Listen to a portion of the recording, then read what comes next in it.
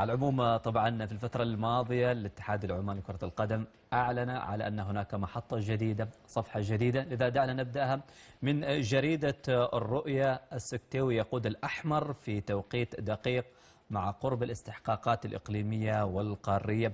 كيف ترى هذا المدرب؟ هل أصاب بالفعل الاتحاد العماني في اختيار هذا المدرب المحنك صاحب الإنجازات في السنوات القليلة الماضية؟ هو بلا شك حقيقة يعني هذه خطوة تأخرت كثير يعني يفترض أنه من بعد يعني ما شفنا عدم جدية يعني المدرب البرتغالي حقيقة في أنه هو يواصل مع منتخبنا أو أنه يقدم شيء يعني واضح. طبعا الرجل كان يسعى أنه يوصل إلى كأس العالم مع منتخب آخر، وسعى لأنه يتعاقد مع منتخبات. في هذيك اللحظة أنت كان لازم تكون يعني حازم وحاسم في الموضوع، لكن يبدو أنهم تقريبا خضوا مال 100 يوم تقريبا لحد ما استقروا على هذا المدرب. طبعا طارق السكتاوي مدرب طبعا يعني غني عن التعريف حقيقة، مقدم نفسه بصورة جميلة جدا ممتازة. أعتقد أنها هي خطوة جدا ممتازة جيدة، كلنا رحبنا فيها حقيقة ونحتاجها. يعني مدرب طبعا عربي، ولكن الرجل يعني عربي أيضا قريب من اللاعبين من ناحية اللغة وأشياء كثيرة، أيضا إنجازاته جيدة. نتمنى إن شاء الله، لأن احنا فعلا نحتاج أيضا إلى أنه المدرب يكون قريب جدا من اللاعبين يعني، أو قريب جدا من مسابقاتنا عشان يختار لنا التوليفة اللي نحن محتاجين إلى خطتين الآن، واحدة طويلة الأمد صحيح، واحدة قصيرة الأمد وبشكل عاجل يعني. صحيح. قصيرة الأمد هذا عمله هو، طويلة الأمد هو جزء منها. أتمنى أنه ما يكون يعني التعاقد معه لمدة 4 أشهر أو عفوا 4 سنوات، معناته أنه هو صاحب المشروع أو أنه بيقدم مشروع. لا، المشروع هذا شيء آخر مختلف، هو جزء منه يعني وبنسبة بسيطة بعد. مشروع هو مشروع الدولة يكون. صحيح. لكن احنا فعلا نريد يكون لنا مشروع. حتى الآن اتحاد الكرة ما بين يعني بعد 9 أشهر من وصوله ما بين عن مشروع حقيقي. وهل هذا هي؟ نعم. صحيح. فأتمنى إن شاء الله بكرة بنجلس مع المدرب إن شاء الله وبنسمع منه.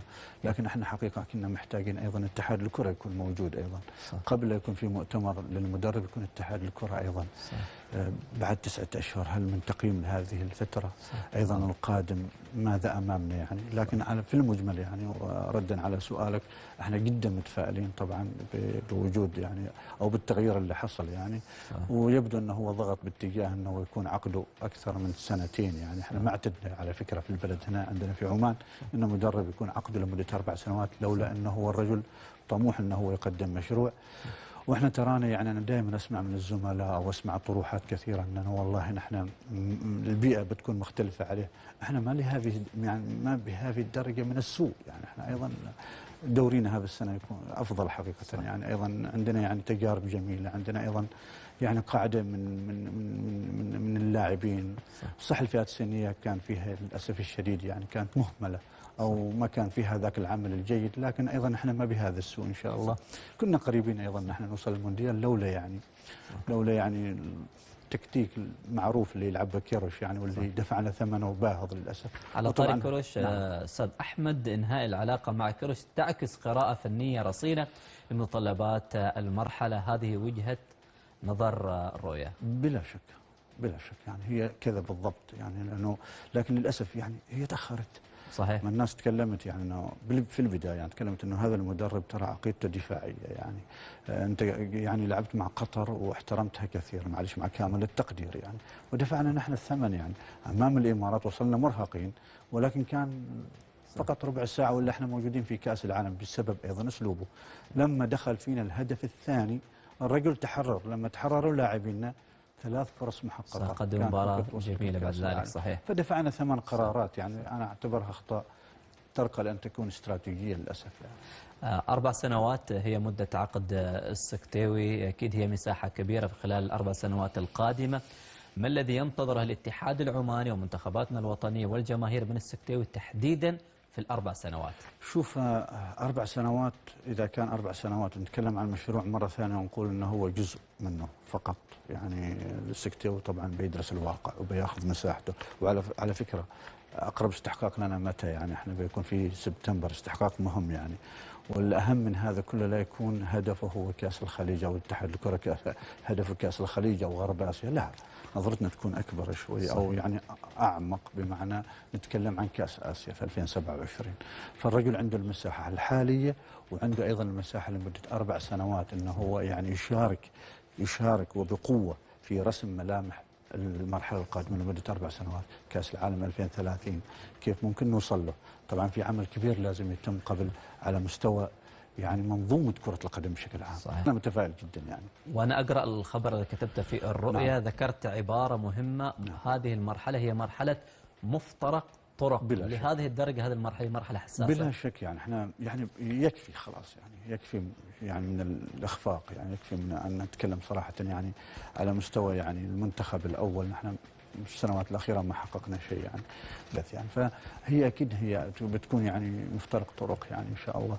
واللي كان ما وقعوا معه لمدة 4 سنوات أكيد هم مؤمنين بحاجة أنه هو الرجل قال أنا ممكن أقدم حاجة بس محتاج إلى مساحة، هي نفس المساحة اللي طلبها المدرب الوطني طبعا رشيد جابر يعني. ولكن للأسف الشديد يعني قدر الله وما شاء فعل. أنا أعتقد كان الكابتن رشيد ممكن يعمل لنا شيء في الملحق، لأنه رجل متخصص مع المنتخبات الخليجية، لكن هذا نصيبنا يعني. أنت إيش تريد تقدم لنا خلال 4 سنوات؟ لماذا العقد 4 سنوات؟ هذا أهم شيء، أهم سؤال. لكن قبل هذا كله أتمنى وأنا أوجه رسالة الآن للزملاء الإعلام ورسالة للجماهير العمانية أنهم يصبروا شوية، لربما نحن في كأس الخليج ما بنحقق شيء مع السكتي، ورغم أن الرجل بطل يعني بمعنى دائما متخصص في حصد البطولات، لكن معناته أن نحن على طول تكون ردة فعلنا سريعة. صح. الهدف صح. الأسمى من كذا والأكبر اللي هو كأس آسيا، ومن ثم الصعود إلى نهائيات كأس العالم. فنصبر شوية بما أنه الرجل عنده مدى على مدى يعني مثلا 4 سنوات، احنا محتاجين 3 سنوات. هذا على المدى القصير على فكرة، لكن على المدى البعيد أنت محتاج إلى 5 أو 8 سنوات عشان تكون صحيح. مثل المغرب وتوصل بعيد يعني. ان شاء الله كل التوفيق للسكتي، وان شاء الله ننتظر مستقبل جميل. نروح للاولمبي. الاخوان كما سمعنا في هذا النقاش او التحليل الشيق من الاشقاء العمانيين كيديروا فيه على الناخب الوطني طارق السكيتيوي بعد ما تم التعيين ديالو الرسمي على راس الكتيبه ديال المنتخب العماني، اللي من هنا كنتمناو له التوفيق ان شاء الله في المسيره ديالو القادمه مع المنتخب العماني او الاشقاء العمانيين. كنتمناو له ان شاء الله يوصل معهم الطموحات اللي كيتمناها الشعب العماني، انه يتوج بالالقاب وكذلك سيرتو في اسيا، كأس الخليج، لا البطولات ديال اسيا، لا كذلك يأهلوا من كأس العالم كما دار جمال السلامي مع المنتخب الاردني. كنتمنوا التوفيق لطارق السكيتيوي ان شاء الله في المسار ديالو. على ما سمعت غدا ان شاء الله غيكون عنده ندوه صحفيه غادي يقدموا للجماهير الاعلاميه، وكذلك الصحفيين يطرحوا عليه الاسئله اللي بغاو يشوفوا شنو المشروع ديالو. على ما فهمت انا من التحليل من الاعلام كان ان العقد ديال طارق السكيتيوي في 4 سنين ان شاء الله، يعني مشروع طويل الامد. كنتمناو من الاشقاء العمانيين انهم يصبروا على الناخب الوطني ويعطيوه الوقت ديالو باش انه يخدم في خاطرو، وان شاء الله غادي تكون نتائج ايجابيه ان شاء الله. لان كما كنعرفوا ان طارق السكيتيوي كتعتبر من المدربين المخضرمين، وكما قالوا في التحليل انه مدرب ديال الالقاب ماشي مدرب ديال دوز الوقت وسير. يعني ان شاء الله الا صبروا عليه ومشاو مع داكشي اللي بغا، اكيد ان المنتخب العماني غادي نشوفوه ان شاء الله كيوصل لابعد نقطه في جميع لي كومبيتيسيون ان شاء الله. وكذلك نزيدو نسولو الذكاء الاصطناعي على العقد ديال طارق السكيتيوي والاخبار اللي كدور عليه ونعرفو اكثر. السلام عليكم بخير.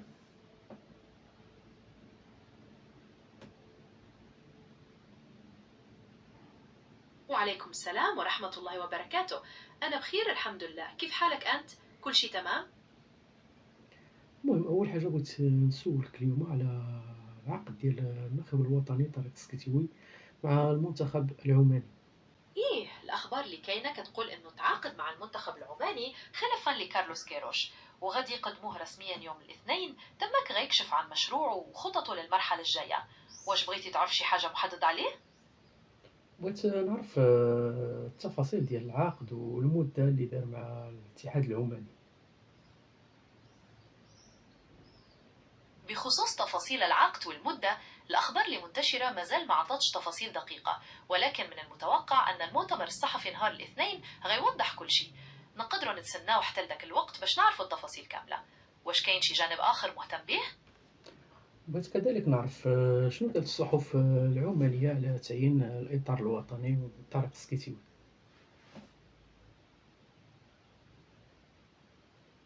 الصحف العمانية رحبت بزاف بتعيين طارق السكتيوي، وركزت على الإنجازات ديالو الأخيرة مع المنتخبات المغربية بحال برونزية أولمبياد باريس ولقب كاس العرب. كيشوفوا فيه مدرب مناسب للمرحلة الجاية باش يعاود يبني المنتخب العماني ويحقق نتائج أفضل، خاصة من بعد ما فشلوا في التأهل لكأس العالم. واش بغيتي تعرف عناوين معينة من شي صحيفة؟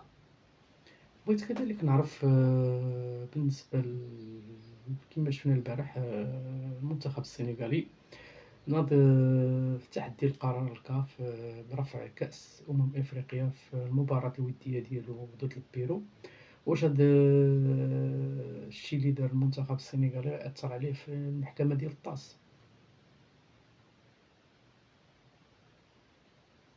اللي داروا المنتخب السنغالي كيبين على التحدي ديالهم لقرار الكاف، ولكن من الناحية القانونية محكمة التحكيم الرياضي الطاس غتحكم بناء على الوقائع والأدلة اللي تقدمت ليها، مش على ردود الفعل الرمزية اللي بحال هادي. يعني هذا الاحتفال ما غالباش غيأثر في الجوهر ديال القضية عندهم، ولكن ممكن الكاف تعتبره سلوك غير رياضي وتفرض عليهم عقوبات إضافية. واش متابعة تطورات القضية في الطاس؟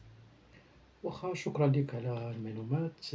إذا الإخوان نكتفي بهذا القدر من المعلومات من الذكاء الاصطناعي على الإعلام العماني كيهضر على اختيار طارق السكيتيوي كناخب وطني للمنتخب العماني، اللي من هنا كنتمناو له التوفيق إن شاء الله في المسيرة ديالو مع المنتخب العماني إن شاء الله. وكذلك كما كنعرفوا نهار الثلاث عندنا ماتش مع باراغواي مع السبعة د العشية، الماتش الثاني للكتيبة ديال محمد الوهبي بعد ما شفنا الماتش الأول مع الأوروغواي اللي انتهى بالتعادل 1-1. كنتمناو التوفيق لطارق السكيتيوي وكذلك الناخب ديالنا محمد الوهبي إن شاء الله. وأنا الإخوان قليلا ودكم نشوفكم فيديو مسجل دمكم شي جاي تفضلوا فراسكم تريدو جي. السلام عليكم.